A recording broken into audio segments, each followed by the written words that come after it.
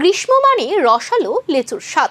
আর তেলিয়ামুড়ার চাকমাঘাট উত্তর গোকুলনগরে লেচু বাগান প্রতি বছরের টানে অসংখ্য ক্রেতাকে।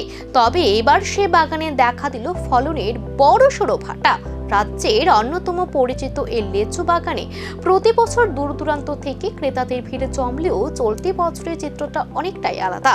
বাগান সংশ্লিষ্টদের দাবি, গাছগুলো দীর্ঘদিনের পুরনো হওয়ায় এবার লেচুর ফলন উল্লেখযোগ্যভাবে কম হয়েছে।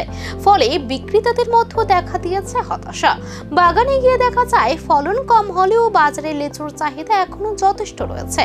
বর্তমানে প্রতি 100টি লেচু 80 থেকে 100 টাকা দরে বিক্রি হচ্ছে বলে জানান বিক্রেতারা। তবে চাহিদা থাকলেও পর্যাপ্ত ফলন না থাকায় লাভের মুখ দেখতে পারছেন না ব্যবসায়ীরা।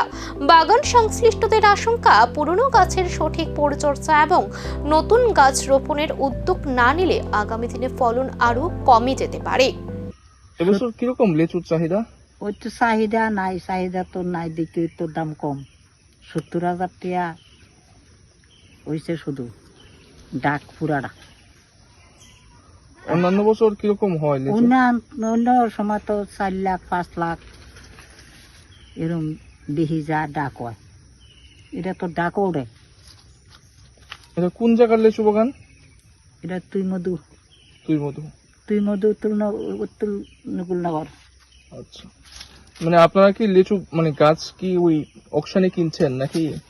আমরা হিসাব করে যতটা টাকা আমরা দিয়া দিছি আর কি।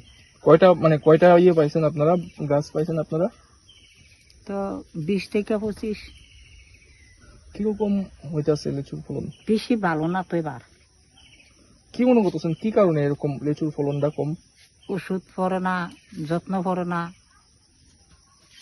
একটু সাইড প্রচুর দিকে নোংরা রয়েছে সব। বছরে তো ওষুধ দেওয়ান লাগে, খাটাখাটনি করন লাগে। তো ইয়াটা কম তো এবার। যত সরকারি লেচু বাগানে না, সরকারি হইলেও তো সরকারে কোনো ইয়া করতেছে না এটারে। ওষুধ দিত এবার ওই তো 3 লাখ দেয় 4 লাখ দেয়, এবার 20 লাখ টাকা হইলে যদি ওষুধ দিত। ওই তো লিচু কম, লিচু আইসে না, কোনোটা খারাপ, কোনোটা তাইছে, কোনোটা তাইছে না, এই আর কি। তো আপনারা এই যে চাহিদা আছে, বাজারও জমজমাট, কিন্তু যদি ফলনই না থাকে তাহলে ভবিষ্যতে কি হারিয়ে যাবে চাকমাঘাটের বিখ্যাত লেচুর ঐতিহ্য? এখন সে আশঙ্কাতে চিন্তিত বিক্রেতা থেকে এলাকাবাসী।